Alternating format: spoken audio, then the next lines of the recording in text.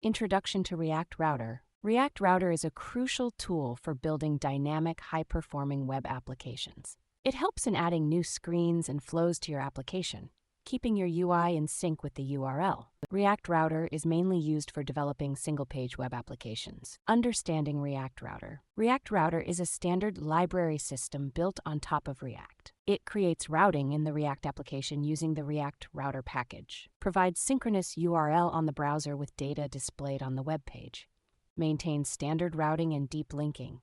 Installation of React Router. React Router needs to be installed using npm Node Package Manager.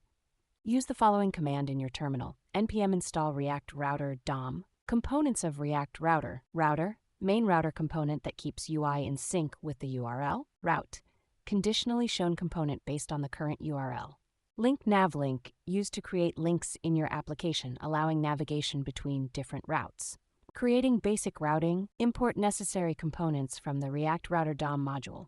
Define your routes using the route component.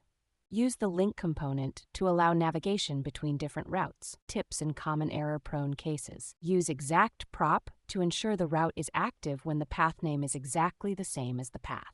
Order of routes matters. More specific routes should be placed above less specific ones.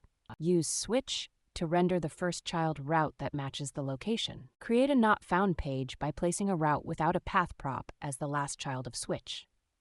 React Router does not have any built-in method to protect routes, but functionality can be mimicked by wrapping route component and handling the authentication process there.